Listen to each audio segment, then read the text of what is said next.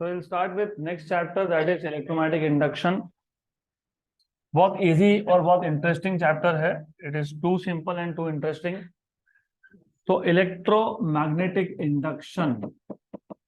अब ये electromagnetic induction में एग्जैक्टली हमको सीखना क्या है पहले वो समझ लो. Chapter number 10th, if you remember, chapter number 10th में what we have seen is moving charges, मतलब electric current produces magnetic field in the surrounding region. यहाँ पे हम लोग उल्टा क्वेश्चन कर रहे हैं. Since electric currents can produce magnetic field, so can magnetic fields also produce electric current? When you say can magnetic field also produce electric current, मतलब बिना बैटरी के, without cell, without source of EMF. So to learn, to see if magnetic fields can also produce currents, Faraday or Henry, Joseph Henry and Michael Faraday, they performed large number of experiments. तो उसमें से Faraday has performed many experiments to study if magnetic field can produce electric current. तो उसने जो experiments perform किए थे, पहले तो हमको स्टार्ट वहां से करना है. तो answer is yes, of course magnetic fields can produce current, but those ideas are based on experiments of Michael Faraday. तो माइकल फैराडे ने प्राइमरीली 2-3 एक्सपेरिमेंट परफॉर्म किए थे. पहले में उसने लिया एक coil, and this coil has no current, क्योंकि यहाँ पे हमने कोई सोर्स ऑफ ईएमएफ बैटरी वगैरह कुछ कनेक्ट नहीं किया है. And then he took a bar magnet. आपको पता है बार मैग्नेट के दो पोल्स होते हैं, एक होता है नॉर्थ पोल, एक होता है south pole. Magnetic field line start from north pole and end at south pole. वैसे लूप जैसा बनता है. Magnetic field lines form loop like structures. तो there is loop like structure something like this. ऐसा loop like structure है. So what he found, whenever there is relative motion between magnet and coil, relative motion का मतलब ये है कि अगर magnet move हो रहा है, कॉइल रेस्ट पे है, मैग्नेट टूवर्ड्स मूव हो रहा है या फिर अवे मूव हो रहा है, या फिर मैग्नेट रेस्ट पे but coil is moving towards और away. So whenever there is relative motion between magnet and coil and EMF is induced, मतलब current is induced in the coil. So remember, ये words are very important whenever there is relative motion, because he did a lot of experiments. उसने क्या किया, पहले तो उसने coil को rest पे रख के देखा, मैग्नेट को टूवर्ड्स मूव किया तो यहाँ पे एक डिफ्लेक्शन मिला, करंट मिला. फिर उसने मैग्नेट को अवे मूव किया तो करंट अपोजिट डायरेक्शन में मिला. फिर उसने मैग्नेट को रेस्ट पे रखा एंड कॉइल को मूव किया towards and he found deflection. जब उसने अवे मूव किया कॉइल को तो he again found deflection, but now this time in opposite direction. Clear? So whenever there is relative motion between coil and magnet, there is current induced in the coil. फिर what he saw was कि अगर हम motion का speed बढ़ा दें तो whenever the speed is increased, the current induced also increases. और अगर इस मैग्नेट को मूव करते करते मैंने पोलैरिटी चेंज कर दिया, मैग्नेट का नॉर्थ को साउथ बना दिया, साउथ को नॉर्थ बना दिया, तो again what happens is current is induced and this time the induced current shows deflection in the opposite direction. उसके बाद he perform the same experiment with 2 coils. तो 2 कॉइल से उसने सेम एक्सपेरिमेंट परफॉर्म किया. सिर्फ डिफरेंस ये है कि एक कॉइल को, one coil was connected with source, मतलब पोटेंशियल डिफरेंस, एंड की, एंड ऑफ कोर्स रियोस्टैट. तो यहाँ पे एक रियोस्टैट भी था. तो same experiment was performed using what, using 2 coils. उसमें से एक कॉइल को कनेक्ट किया है रियोस्टैट, बैटरी मतलब सेल, और की. तो you have this source of EMF. यहाँ पे है रियोस्टैट RH और ये है की. और यहाँ पे एक और कॉइल है, एक और जो कॉइल है उसको सिर्फ एक गैल्वेनोमीटर कनेक्ट किया था. इसको बोल दोगे सेकेंडरी कॉइल, इसको बोल दोगे प्राइमरी कॉइल. तो in this case he perform 3 to 4 different experiments. Number one उसने यहाँ पे की को इंसर्ट किया, तो यहाँ करंट बढ़ रहा है. की क्लोज करोगे तो करंट सर्कुलेट होगा, तो टेम्पररी यहाँ पे फ्लक्स जनरेट होगा. ये फ्लक्स किसके साथ लिंक्ड है, सेकेंडरी. तो यहाँ पे डिफ्लेक्शन मिलेगा. तो फ्लक्स तो मैं बाद में बोलूंगा, लेकिन दैट इज द आइडिया कि जब भी मेक और ब्रेक करोगे की को ओपन क्लोज करोगे तो whenever he opened or closed the key he saw that there is temporary deflection in the galvanometer. जब हमने की को क्लोज किया तो डिफ्लेक्शन एक डायरेक्शन में मिला, जब की को ओपन किया तो दूसरे डायरेक्शन में मिला. So whenever you make or break the circuit of primary, current is induced in the secondary, and while making and breaking, the deflections are in opposite direction. Then what he did was, फिर उसने primary coil को move करना start किया towards secondary with the circuit being closed. की क्या है? Closed है. तो इसको जैसे ही मूव करना स्टार्ट किया तो फ्लक्स तो मैं अभी बोल रहा हूँ, लेकिन रिमेंबर जैसे ही इसको मूव किया towards, again there was deflection in the galvanometer. जब उसको मूव किया away, again there was deflection in the galvanometer, but this time the deflection was in opposite direction. Similar thing अगर आप सेकेंडरी को move करोगे तो भी यही उसके ऑब्जर्वेशंस थे. एंड लास्ट ऑब्जर्वेशन, जब भी रियोस्टैट में रेजिस्टेंस की वैल्यू चेंज करके देखी तो again whenever resistance in the rheostat was changed, again a deflection was produced in the galvanometer. यहाँ तक क्लियर? तो ये 6, 7 या 8 नंबर ऑफ ऑब्जर्वेशंस है. Based on this observations Faraday gave 2 laws, जिसको बोलते हैं लॉज ऑफ इलेक्ट्रोमैग्नेटिक इंडक्शन. तो सबसे पहले अभी लॉज ऑफ इलेक्ट्रोमैग्नेटिक इंडक्शन ये डिफाइन करने से पहले, डिस्क्राइब करने से पहले आपको पता होना चाहिए इलेक्ट्रोमैग्नेटिक इंडक्शन को डिफाइन कैसे होगी करोगे. The phenomena of production of induced current और induced EMF due to change in the magnetic flux is known as electromagnetic induction. अब ये ईएमएफ इंड्यूस क्यों बोल रहा हूं? इंड्यूस तो करंट हो रहा है ना. इंड्यूस क्या हुआ? करंट. लेकिन हम क्या बोल रहे हैं? What is induced EMF. ऐसा क्यों बोला हमने? Because the idea here is, अब तक हम बाय डिफॉल्ट एक माइंडसेट में रहते हैं जिसमें हमको ये पता है कि करंट बिना बैटरी के, मतलब बिना ईएमएफ के नहीं आता. इंड्यूस एक्चुअली करंट ही हुआ है, लेकिन हम इमेजिन क्या करते हैं? क्या इंड्यूस हुआ है? EMF. The phenomena of production of induced EMF in a coil due to change in the flux linked with the coil is known as electromagnetic induction. So there are 2 laws of electromagnetic induction. First law, Faraday's first law.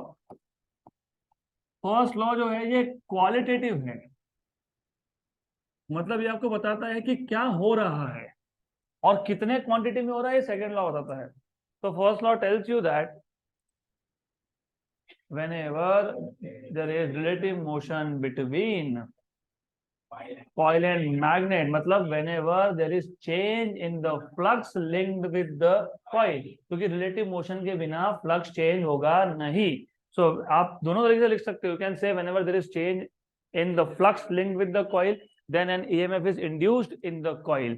या आप ऐसा भी बोल सकते हो whenever there is relative motion between coil and magnet, there is EMF induced in the coil. So both were right. Whenever there is change in the flux linked with the coil and EMF is induced in the coil, that is called as Faraday's first law. That is qualitative. It is telling you what is happening.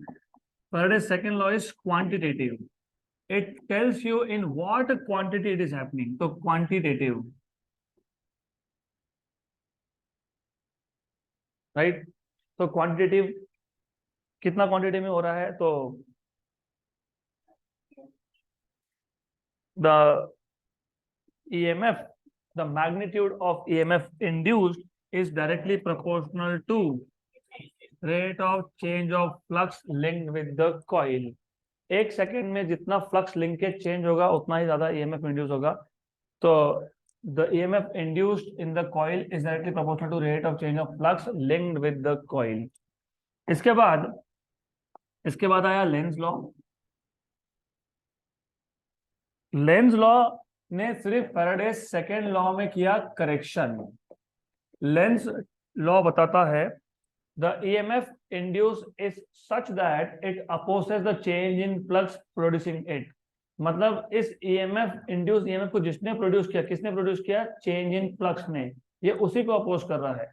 तो direction of induced EMF is such that it opposes the change in magnetic flux which produces it. तो E equal to minus D phi by D t. बस negative side extra लग गया. Done. Good. इसके बाद इसके बाद का जो टॉपिक है energy conservation in Lenz law is not very important, 4-5 लाइनें तुम खुद करोगे। Flux of the field is also not very important. इसके बाद आ गया हमारे पास डेरिवेशन, मतलब प्रूफ, किसका प्रूफ, लेंज लॉ का और फैराडेस सेकंड लॉ का। ये जो तुम E equal to minus d five by D t या E equal to D five by D t बोल रहे हो, इसको तुमको प्रूव करना है। किसको, E equal to D five by D t या E equal to minus d five by D T. तो बेसिकली द आइडिया इस टॉपिक का नाम है motional electromotive force, motional EMF. देखो यहाँ हो क्या रहा है, यहाँ जब भी रिलेटिव मोशन होगा तब ईएमएफ इंड्यूस होगा। तो यहाँ पे ईएमएफ इंड्यूस क्यों हुआ, बिकॉज ऑफ मोशन। यहाँ पे ईएमएफ बैटरी से नहीं आ रहा है, it is because of motion. तो दो टाइप के मोशन है, एक है ट्रांसलेशनल मोशन जिसमें आप स्ट्रेट लाइन में मूव करोगे कॉइल को, एक है रोटेशनल मोशन जिसमें आप बार मैग्नेट को क्या करोगे, बार को क्या करोगे, रोटेट, नॉट मैग्नेट बट बार। तो अगला टॉपिक है मोशनल ईएमएफ। नाम में ही है मोशनल, मतलब electromotive force produce due to motion, that is why motional EMF. तो दो टाइप के मोशन हमको देखने हैं। पहला है ट्रांसलेशनल, तो ट्रांसलेशनल मोशन या फिर मैं बोलूंगा ट्रांसलेशनल ईएमएफ। नोट्स में टॉपिक इसको दिया हुआ है translational motion of a conductor, but you are talking about translational EMF. EMF induced due to linear motion, due to straight line motion. तो translational motion of a conductor मतलब translational EMF. यहाँ पे मैंने आपको दो मेथड्स बताए थे, मैं दोनों मेथड्स यहाँ पे रिपीट करूंगा क्योंकि दोनों मेथड आगे जाके दोनों लगने वाले हैं। तो सबसे पहले हमारे पास यहाँ पे एक मैग्नेटिक फील्ड है which is either coming out from the plane of board or going inside the plane of board. So that is important thing.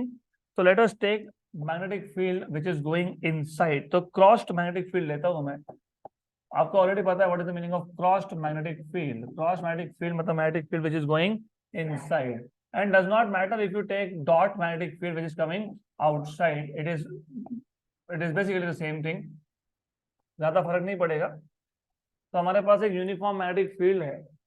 तो मैंने आपको ट्रांसलेशनल ईएमएफ के दो डिफरेंट अप्रोच दिए थे और आपको मैंने बताया था कि 50% डेरिवेशन दोनों का सेम है। कहाँ तक सेम है, तो मैंने आपको बताया था BLV तक सेम है। वो भी अब देखोगे BLV तक सेम है कि नहीं, देखोगे आप। D five by D t equal to BLV, इस स्टेप तक सेम है, देखेंगे। हमारे पास एक कॉइल है, ये कॉइल का एक पोर्शन, एक पार्ट इनसाइड मैग्नेटिक फील्ड है, दूसरा आउटसाइड है। इसको कुछ नाम भी दिया था शायद, PQRS। ये जो साइड लेंथ है ये X है और QR साइड का जितना पार्ट मैग्नेटिक फील्ड के अंदर है उसको हमने बोला था X। हमने इसको क्या बोला था, X। तो ये पार्ट है X। The part of the coil which is inside the magnetic field, किसका पार्ट, साइड QR का, which is inside the coil is X। तो टोटल इनिशियल फ्लक्स, देखो अभी तक कोई करंट दिखाया नहीं क्योंकि करंट है नहीं, क्योंकि तुमने बैटरी लगाया नहीं, तुम बैटरी लगाओगे भी नहीं क्योंकि यहाँ पे तुम इंड्यूस ईएमएफ की बात कर रहे हो। तो ईएमएफ इंड्यूस कब होता है, जब भी फ्लक्स चेंज हो। तो जब फ्लक्स चेंज की बात करोगे तो इनिशियल फ्लक्स पहले बताना पड़ता है। What is initial flux link with the coil, what is flux, b bar dot a bar, which is BA cos theta, where theta is the angle between area element and magnetic field. Magnetic field is going inside और coil का area find करना है, direction find करना है, तो coil पे क्या draw करते हैं, और नॉर्मल, तो वो भी कहा जाएगा इनसाइड। तो एंगल कितना होगा, 0, तो cos ऑफ 0 इज 1। तो इनिशियल फ्लक्स क्या आ जाएगा, BA। लेकिन इनिशियल फ्लक्स A क्या है, L into X। So initial flux linked with the coil is BLX. Now what you do is you start moving this coil outwards with velocity V। बराबर, जैसे आप V velocity से इसको बाहर निकालोगे तो फ्लक्स चेंज होगा। क्या चेंज होगा, फ्लक्स। तो rate at which the flux is changing, that is d five by D T. तो d D T of BLX।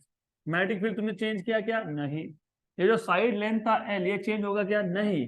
सिर्फ चेंज कौन होगा, X, क्योंकि जैसे तुम इसको बाहर निकालोगे तो distance inside part of QR inside the field will become less and less and less. तो चेंज क्या हो रहा है, X। तो dx बाय dt, तो d5/dt क्या आ गया, BLV। That is what I was telling you, मैंने आपको ये बताया था कि यहां तक अप्रोच आपका सेम रहेगा इक्वेशन नंबर 2 तक। ज्यादा क्लियर, तो BLV तक क्लियर। अब होता क्या है कि whenever you take this coil outside the magnetic field, flux linked with the coil changes, when flux linked with the coil changes and current is induced in the coil, क्योंकि flux change में तो current क्या हो जाएगा, induced, और इसके जो तीन साइड्स है they become current carrying conductor in an external magnetic field, and whenever you have a current carrying conductor in an external magnetic field there is a force acting on it due to magnetic field which is BIL sine theta, BIL sine theta. इस पे force आ गया F1, इस पे force आ गया F2, बराबर।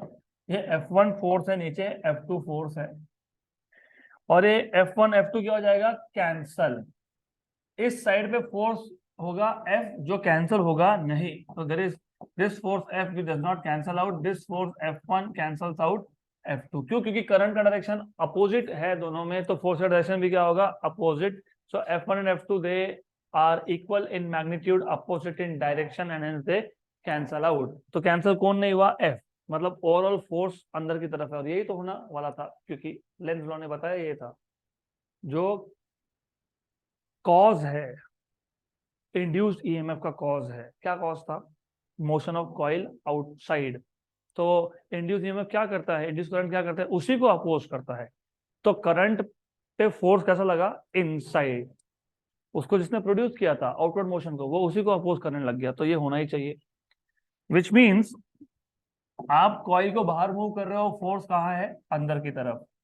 तो imagine मुझे फिर भी इस कॉइल को dx डिस्प्लेसमेंट से बाहर की तरफ मूव करना है, तो क्या होगा, वर्क डन। तो work done for small displacement dw will be f dx with a minus sign. Negative sign indicates that the force and displacement are, मैं फिलहाल मैग्नीट्यूड की बात करूंगा, तो I will not write down this sine. और f आपको पता है BIL sine theta, BIL right, sine theta, sine theta is 1। क्यों बताता हूं मैं, फिलहाल सिर्फ इतना ध्यान दो। Why BIL, why not sine theta, क्योंकि फोर्स का फॉर्मूला क्या है, BIL sine theta. What is theta, direction angle between magnetic field and length element. Magnetic field कहां जा रहा है, लेंथ एलिमेंट ऊपर है, क्योंकि फोर्स किस पे लग रहा है, किस पे लग रहा है फोर्स, PQ पे, वो जा रहा है ऊपर। मैग्नेटिक फील्ड कहां जा रहा है, what is the angle, what is sine 90। हाँ, तो इसलिए नहीं लिखा, इसलिए नहीं लिखा उसको, done. So what is dw, BIL dx, this is work done in displacing the coil outwards from the magnetic field through a small displacement dx, equation number 3। फिर अभी यहाँ पे आके हम हो जाते हैं स्टक, क्योंकि इसके आगे समझ में नहीं आता करना क्या है। फिर हम बोलते हैं कि चलो पता नहीं कुछ तो पावर, क्योंकि dw पावर में भी आता है। तो what is electric power, work done per unit time. Electric power is dw by dt, लेकिन it is also equal to E into I, क्योंकि पावर इज VI, V के यहाँ पे EI, क्योंकि तुम यहाँ पे वोल्टेज की जगह पे किसकी बात कर रहे हो, EMF की, तो EI। तो यहाँ से आपको मिल जाएगा dw equal to EI dt। तो you will get dw equal to EI dt, equation number 4 from EI dt equal to EI dt equal to क्या, BIL dx। आई और आई कैंसल, आई गया, तो E equal to BL dx by dt, BL dx by dt is V, तो BL V। लेकिन BL भी क्या था, d5 bye dt था। ये एक्चुअली मैंने आपको बताया था कि यहाँ से आप फैराडेज का सेकेंड लॉ प्रूव करते हो कि नहीं। फिर क्यों नहीं आया सेकेंड लॉ, माइनस साइन क्यों नहीं आया, क्योंकि मैंने माइनस यहाँ पे लिखा नहीं था।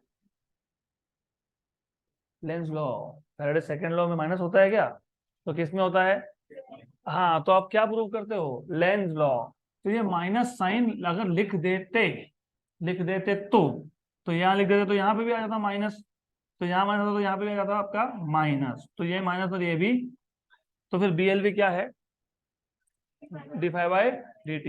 तो from equation number 2 and 5 E equal to minus B L we, लेकिन बी एल वी क्या है, d5/, तो माइनस d5/dt हो गया, right.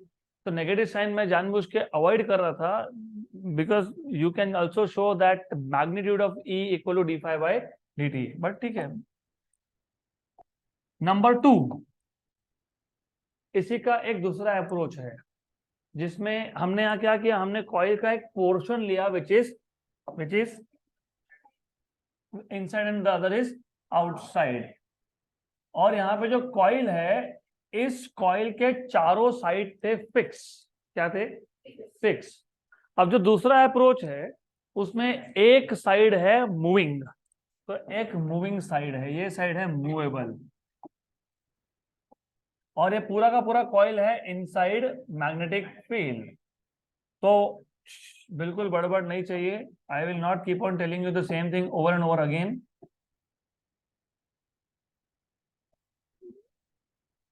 Not even discussions, not allowed. तो you have something like this time, जिसमें हमारे पास what you have is a coil. Coil में इनिशियली करंट है क्या? नहीं है, there is no current initially. इसके चार साइड्स थे, ABCD नाम दिया था, इफ आई रिमेम्बर करेक्टली।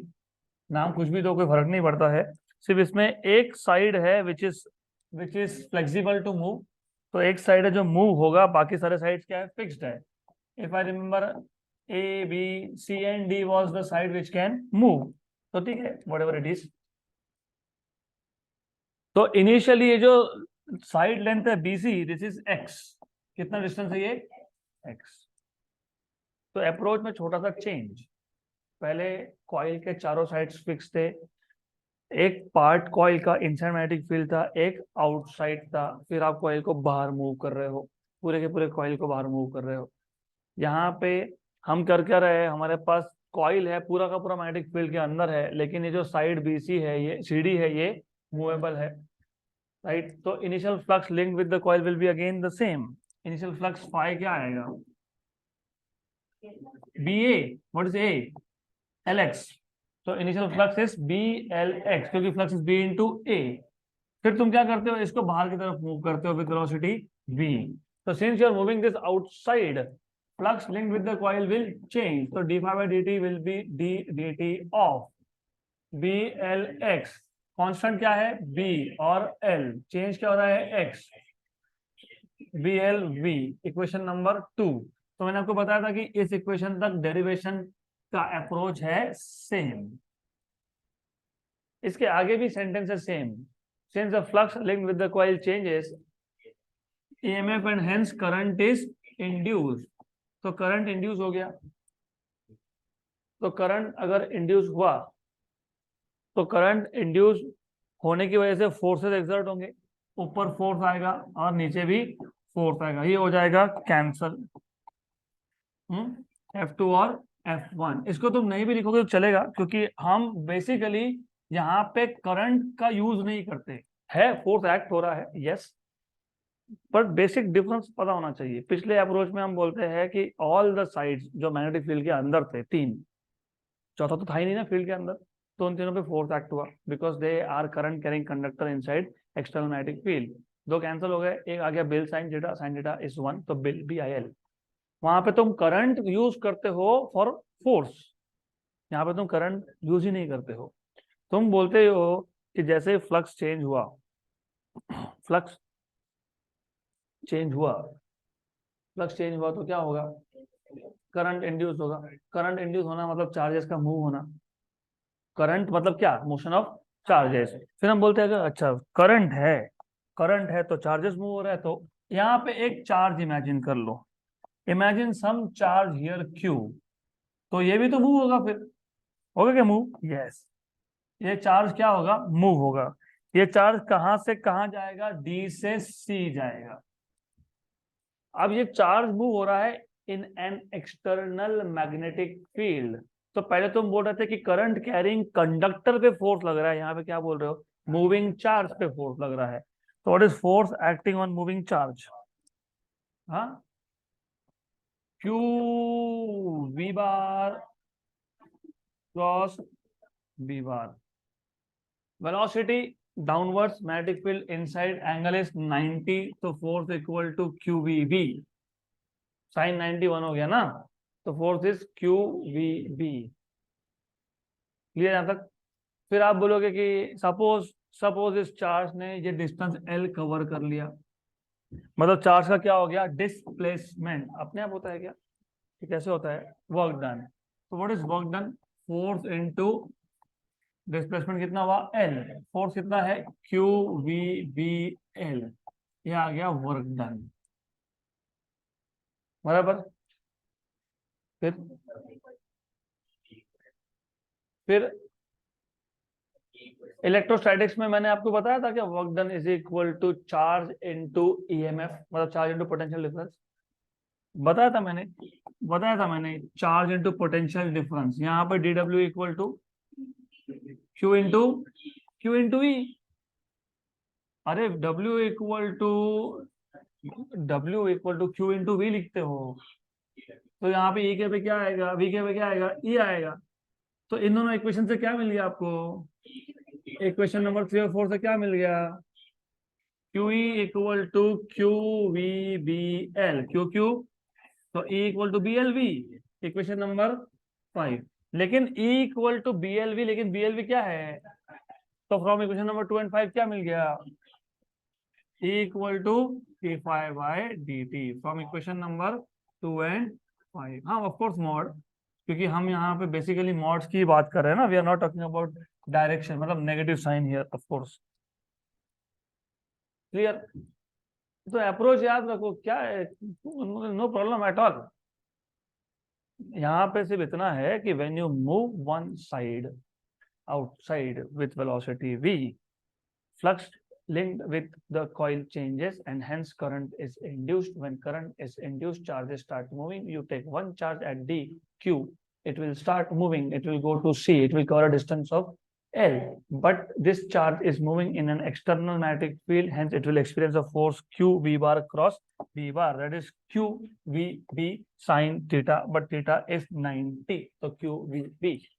तो चार्ज का हो गया डिस्प्लेसमेंट, डिस्प्लेसमेंट अपने आप कभी होता नहीं है, फोर्स फोर्स वर्क डन करना पड़ता है ना, तो force into distance is work done. तो D W equal to F L, F क्या था, Q B B into L.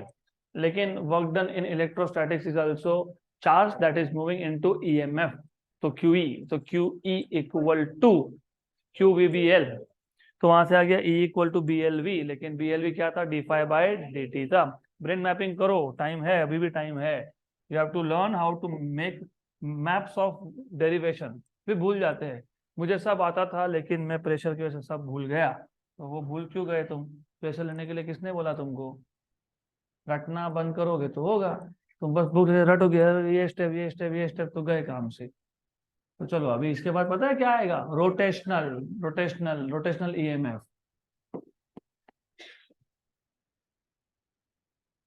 Rotational electromotive force, इसमें पता है, इसमें हमारे पास वापस से एक फील्ड है।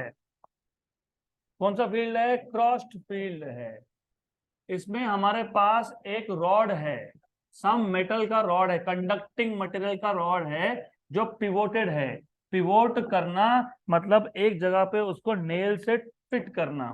तो हमारे पास एक पिवोटेड रॉड है, तो you have a rod, pivoted rod, जो इस एक्सटर्नल फील्ड में क्या होगा, रोटेट होगा। अभी ओरिएंटेशन तुमको जैसा लेना तो वैसे लो, ऐसा लेना तो ऐसे भी ले सकते हो, डजंट मैटर रियली। फिर यहाँ पे हमने उसको एक नेल फिक्स कर दिया। फिर हम ऐसा इमेजिन कर दिया पिवोट है, पिवोट के पॉइंट को बोल देंगे P, this is point of pivot P. Clear? फिर हम बोलते हैं कि इस रॉड को अगर मैंने छोड़ दिया तो क्या होगा, रोटेट होगा। मैंने ये भी करके ही बताया था आपको, और ये तो ज्यादा टाइम हुआ नहीं, रिसेंट है ये, रोटेट होगा। So when this rod rotates in an external magnetic field, it basically cuts the magnetic field lines. Cuts मतलब magnetic flux linked with the rod changes and hence EMF is induced. तो पहले तो तुम ये बोलते हो कि इसका लेंथ कितना है, L, कितना लेंथ है इसका, L, तो length of the rod is nothing but L। तो यहां से यहां तक ये 0 लेंथ है, ये टोटल लेंथ कितना है L। फिर हम इमेजिन करते हैं कि ये जो L लेंथ का रॉड है, it is made up of large number of finite small length elements each of thickness dr। तो तुमने इमेजिन कर लिया कि यहाँ पे एक एलिमेंट है, उसका थिकनेस कितना है dr। You take one of those element. तो पहले तो तुम इमेजिन करते हो कि this wall is made up of large number of small length elements each of thickness dr।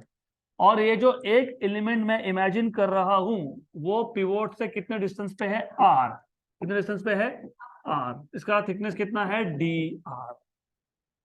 तो जब ये रॉड रोटेट होगा तो इस एलिमेंट में ईएमएफ इंड्यूस होगा, क्योंकि एलिमेंट का लेंथ स्मॉल है तो ईएमएफ इंड्यूस भी स्मॉल है। याद यहां से करना, E equal to BVL, BVL, BVL मतलब dr।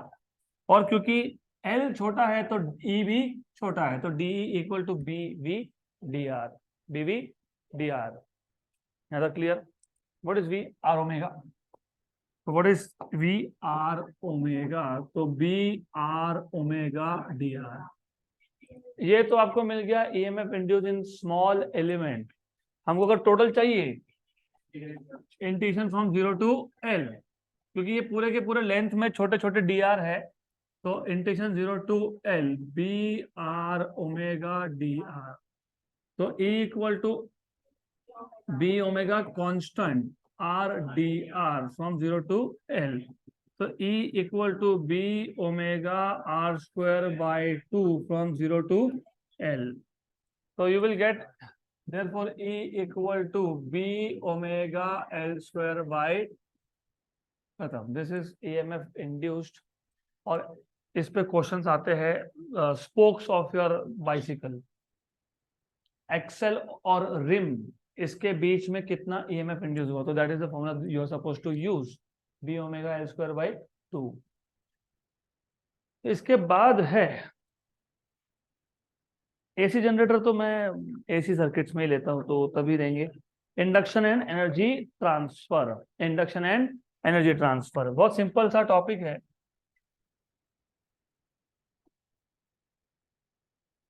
Induction and energy transfer, तो यहां पे भी जो हमने ट्रांसलेशनल ईएमएफ का पहला मेथड देखा वो सेम मेथड है, आधा पार्ट सेम है।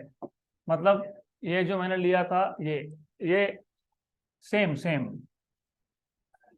फिर आप सब वही बोलोगे, हमारे पास एक एक्सटर्नल यूनिफॉर्म मैग्नेटिक फील्ड है which is cross magnetic field. Cross magnetic field का मतलब आपको ऑलरेडी पता है, what is cross magnetic field going inside. What are title of topic, induction and energy transfer. Induction and energy transfer. देखो story same है। Story ये है, हमारे पास एक कॉइल था, partially inside magnetic field, partially outside, initial flux BLX। You start moving the coil outside, there is change of flux, rate of change of flux BLV। Since flux is changing, EMF is induced, and EMF induced is d phi by dt। अब तुम derive नहीं करते बैठोगे, पिछले case में तुमने ये derive ये शो किया था, अब शो करने की जरूरत है क्या, नहीं, अब पता है हमको। तो this is equal to BLV, this is equal to BLV। यहां तक तुमको पता होना चाहिए, clear. E equal to BLV तक तुमको पता होना चाहिए। फिर तुम बोलते हो कि EMF इंड्यूस हुआ तो करंट इंड्यूस हुआ ना, करंट इंड्यूस, करंट इंड्यूस हुआ तो E equal to IR, E equal to IR, तो I equal to E by R, where R is resistance of the coil. Coil एक कंडक्टिंग मटेरियल का है, हर एक कंडक्टिंग मटेरियल का रेजिस्टेंस होता है, तो ये R क्या है, रेजिस्टेंस। तो देखो साइड में एक छोटा डायग्राम दिया है, वहां पे मैंने कॉइल का रेजिस्टेंस दिखाया है R। तो अभी मैं वो ड्रॉ नहीं करूंगा, बट R मतलब इस पूरे कॉइल का, PQRS कॉइल का क्या है, रेजिस्टेंस है। E तो तुम्हारे पास है ही, व्हाट इज E, BLV, तो BLV बाय आर, ये मिल गया करंट, है ना, करंट का इक्वेशन। बराबर, वेरीफाई करते जाओ अच्छे से और समझेगा, यही है ना इक्वेशन। यस, यही होना चाहिए, और कुछ तो अल्टरनेटिव है नहीं। इसके बाद, इसके बाद तुम यहाँ पे एनर्जी ट्रांसफर की बात कर रहे हो, induction and energy transfer. Energy मतलब वर्क डन, तो अगले पॉइंट में वर्क डन की बात होनी ही चाहिए। वो कहाँ से आएगा? फिर से स्टोरी वही है कि करंट इंड्यूस हुआ तो फोर्स आए, फोर्स आए तो दो फोर्स कैंसल हो गए, बचा कौन? एक फोर्स, एक फोर्स बचा। बराबर, करेक्ट। और एक फोर्स इनवर्ड्स है, तुमको कॉइल मूव करना है आउटवर्ड्स, तो आउटवर्ड्स कॉइल मूव करने में क्या होगा? वर्क डन होगा।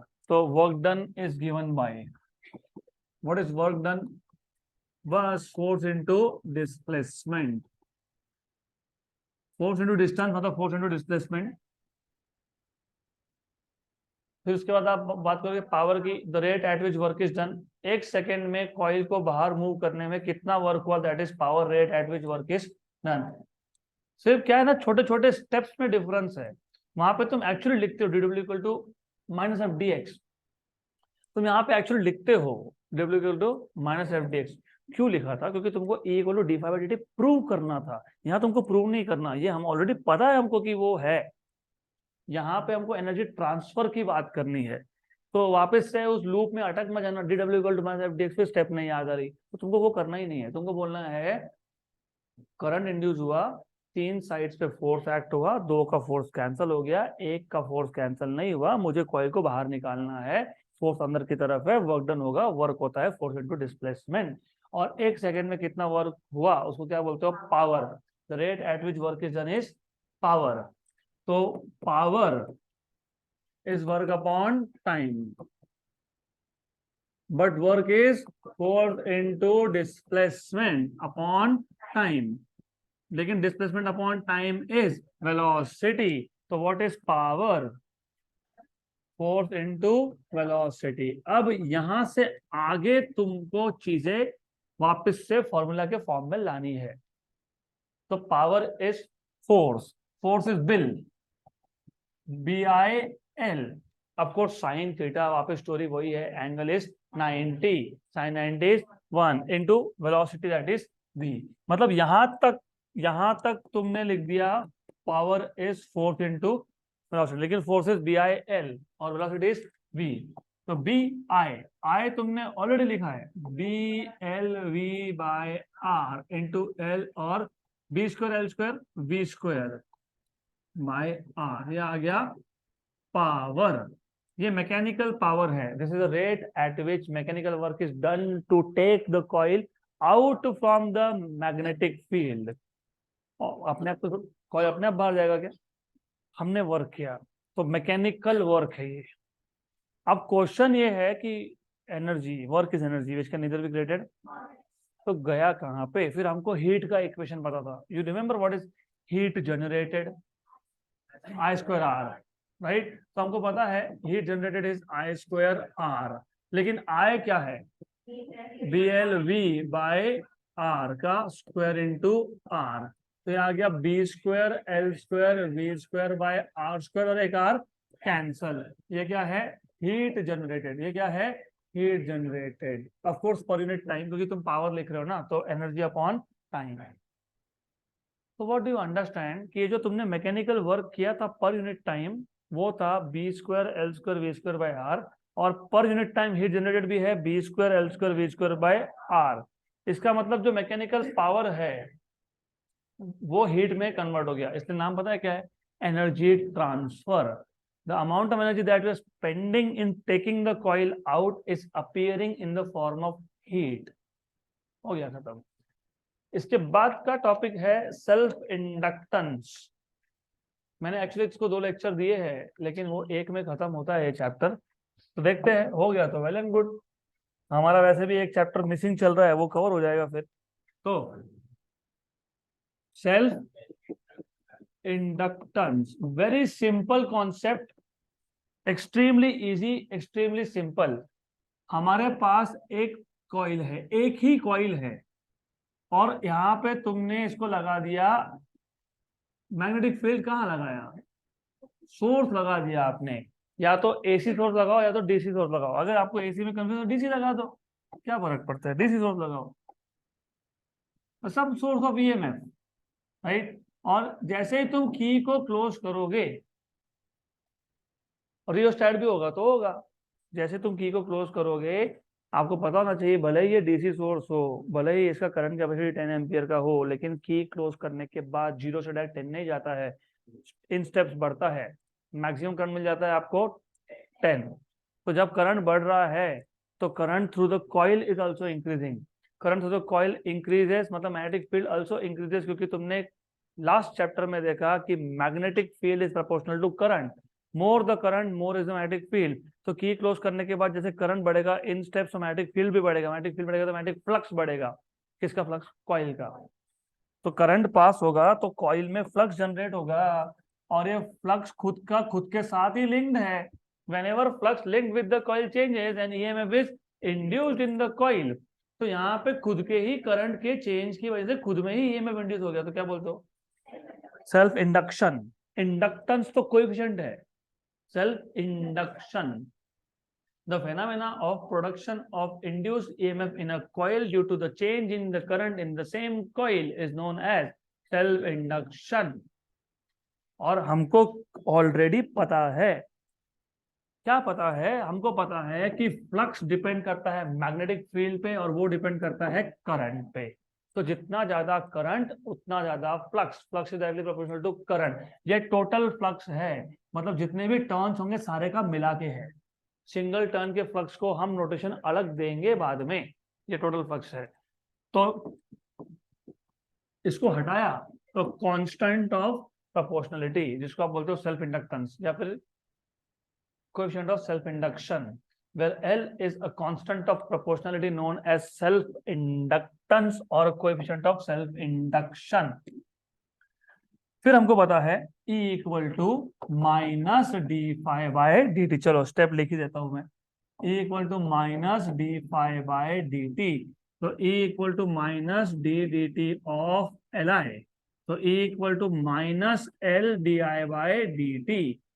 यहां से तुम मैग्नीट्यूड वाइज अगर लिखते हो तो मॉड इस L D I by D T का भी मॉड, तो यहां से तुमको एल मिल जाता है, mod of E upon mod of D I by D T.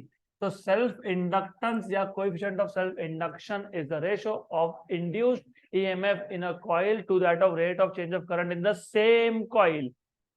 उसी कॉइल में ईएमएफ इंड्यूस हुआ उसी के करंट के चेंज की वजह से। So the coefficient of self-induction is defined as the ratio of EMF induced in a coil to that of rate of change of current in the same coil। ये same word नहीं दिखा तो marks जाते हैं, same नहीं तो फिर mutual और सेल्फ में डिफरेंस क्या रहेगा फिर, क्लियर यहाँ तक, पक्का पक्का। फिर इसके ऐसा यूनिट निकालना तो जोक है, ऊपर क्या है वोल्टेज, क्योंकि ई क्या है वोल्ट है, क्या है ई volt, ampere per second, current upon time है ना, volt upon ampere upon second, second गया ऊपर तो वोल्ट सेकेंड पर एम्पियर, बराबर। तो वो फिर अभी आप देख लोगे ऐसा यूनिट, डायमेंशन भी आप ही देख लोगे। I will go to the next topic that is energy of the circuit. Energy of the circuit,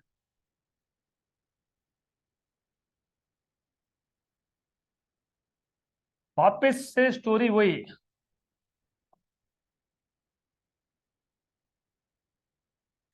सिर्फ यहाँ पे थोड़ा सा स्टोरी में डिटेल डालने पड़ेंगे, तो क्या बोलोगे, सिंपल है। What you will say, we know that when current in a coil increases, flux linked with the coil also increases, this flux is linked with the coil itself, hence an EMF and hence a current is induced in the coil। This induced current is opposite to that of original current, और जो flux original current develop कर रहा था उसको ये opposite current oppose करेगा।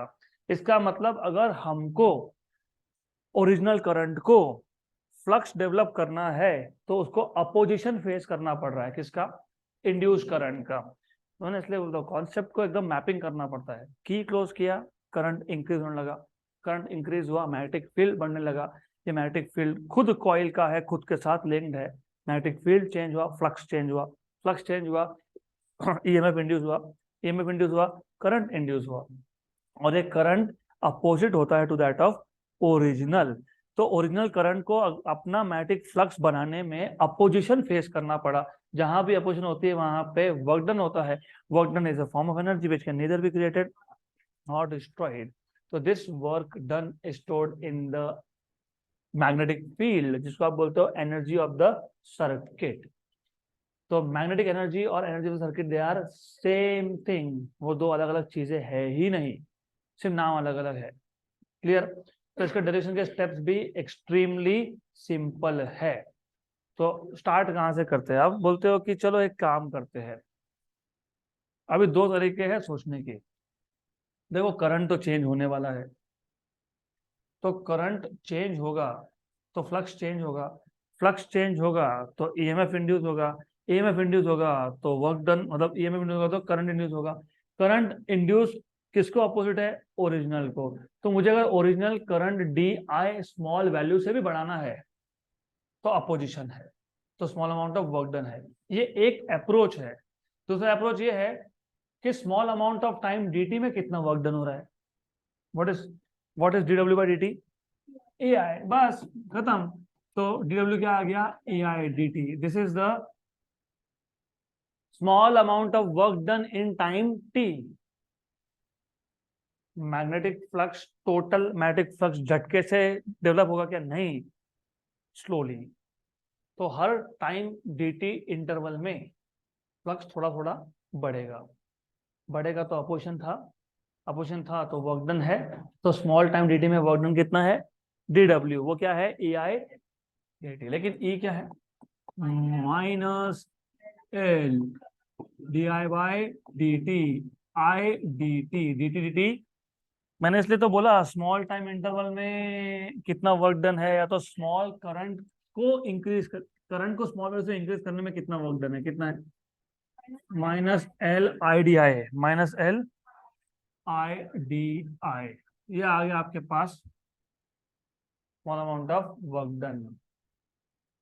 जो peak value होगी करंट की, तुमने की क्लोज किया है, करंट बढ़ते बढ़ते बढ़ते बढ़ते मैक्सिमम कैपेसिटी पे आ गया, उसको बोल दूंगा आई जीरो। क्या बोल दूंगा उसको?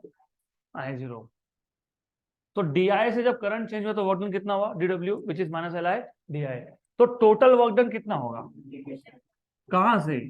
Zero to I zero D W. तो zero to I zero D W मतलब minus L I D I. L तो कांस्टेंट था, माइनस भी बाहर। What is I D I integration? I square by two. तो this is I square by two from zero to I zero, from zero to I zero. Therefore, work done W equal to minus L I zero square by 2.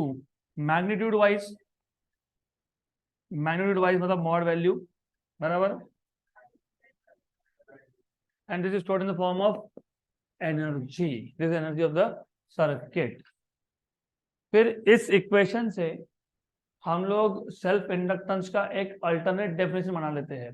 हम बोलते हैं कि अगर peak value of current 1 ampere अगर हो गया, maximum current is 1 ampere, तो if peak value of current happens to be 1 ampere, then you have work done equal to,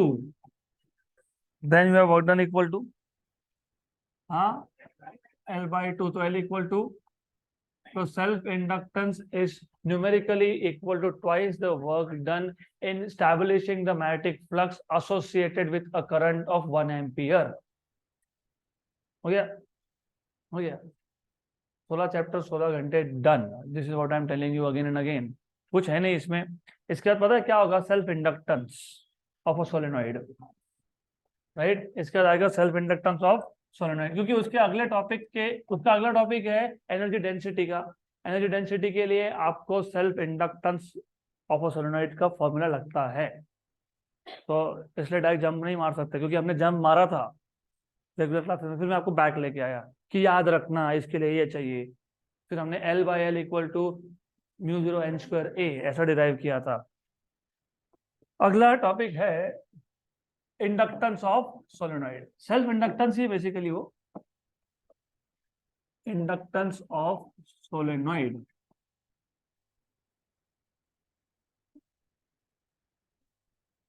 तो हमारे पास है एक सोलेनॉइड,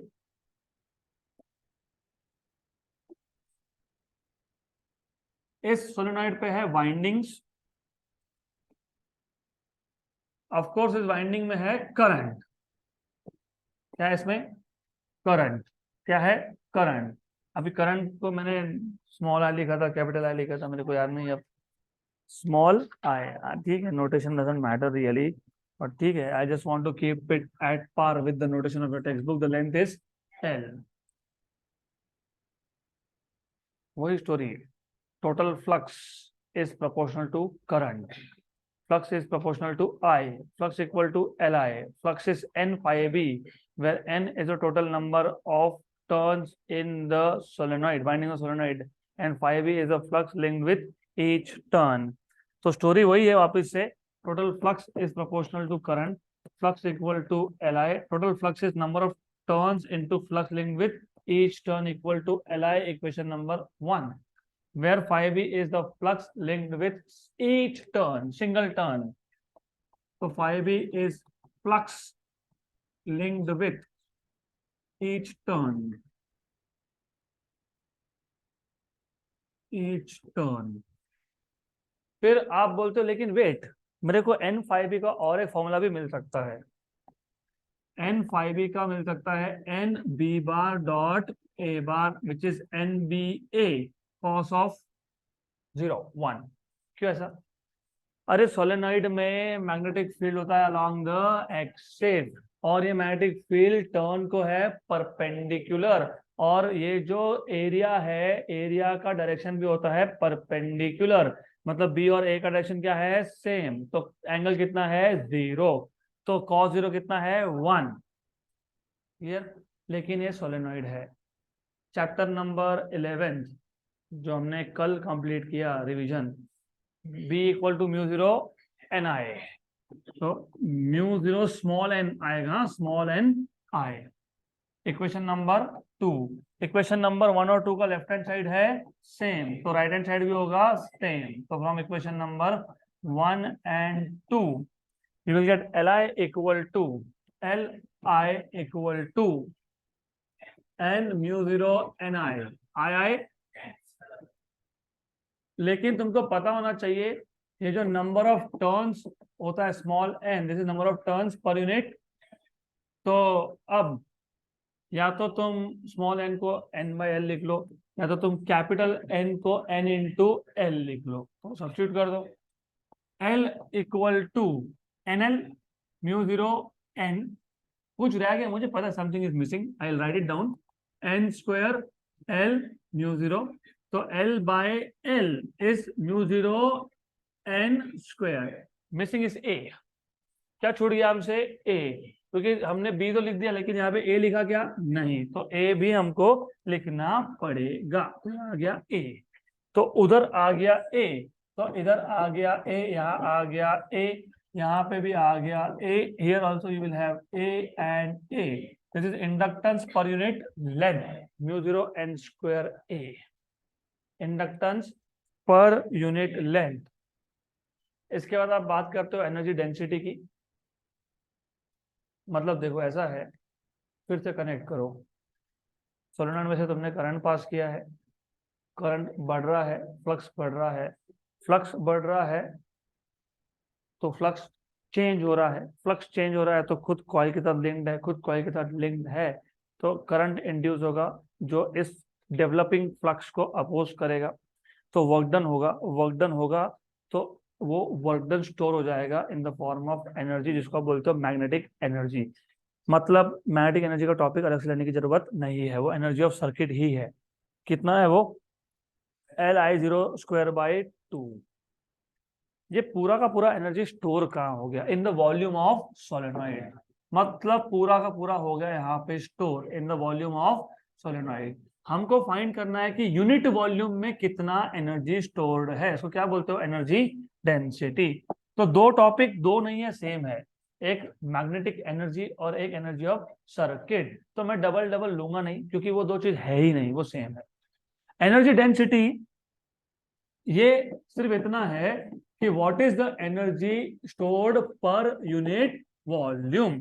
और तुमको याद होगा मैंने बोला था एनर्जी डेंसिटी इलेक्ट्रोस्टैटिक्स हो या ये हो, यू स्मॉल यू, कौन सा यू, और total energy is capital U, तो कैपिटल यू बाय वी ये कितना है, half L I zero square. हो सकता है मैंने आई बोला हो, I don't care, I zero I एक ही बात है। वॉल्यूम कितना होता है, ए इंटू एल। किसका वॉल्यूम, सोलेनोइड का। सोलेनोइड क्या है, सिलेंडर है। सिलेंडर का वॉल्यूम क्या होता है, एरिया इंटू लेंथ। वो कैपिटल एल क्या है पता है, सेल्फ इंडक्टेंस। मैंने आपको ये भी बोला था कि कैपिटल एल और स्मॉल एल में कंफ्यूजन करने का ही नहीं। Capital L is for self inductance, small L is length. Half, ये जो एल बाई एल है, एल बाई एल और आई जीरो बाय ए, ये एल बाय एल की जरूरत पड़ने वाली थी, mu zero N square A I zero by A cancel. मतलब ये यू भी आ गया आपके पास, mu zero N square I zero square upon, तो इसको मैंने कर लिया एडजस्ट। क्यों, क्योंकि म्यू जीरो एन आई क्या है, म्यू जीरो एन आई क्या है, कहाँ पे, एक्सिस पे, तो B square by 2 mu zero, this is the energy density. मैंने तुमको कैपेसिटर के साथ भी कंपेयर करके दिया था, half epsilon zero E square. अगर म्यू जीरो डिनोमिनेटर में होता है तो एप्सिलॉन जीरो न्यूमरेटर में जाता है, क्योंकि इलेक्ट्रिक फील्ड का इक्विवेलेंट बनता है मैग्नेटिक फील्ड में। वहां पे half epsilon zero E square था, यहाँ पे half B square by mu zero है। This is energy density. यहां तक क्लियर, गुड। अब हमारे पास बचा दो ही टॉपिक, नहीं 3 टॉपिक। तो ये 3 टॉपिक को हम कल कर लेंगे पहले 15 मिनट के अंदर। फिर एक 1 to 1.5 आवर एक्स्ट्रा एक्सटेंड होगा, क्योंकि कल हमारे पास बोनस है। तो वो बोनस में हम लोगों ने जितने भी अभी तक चैप्टर किए हैं 2-2 3-3 न्यूमेरिकल लेंगे उसके। ओके,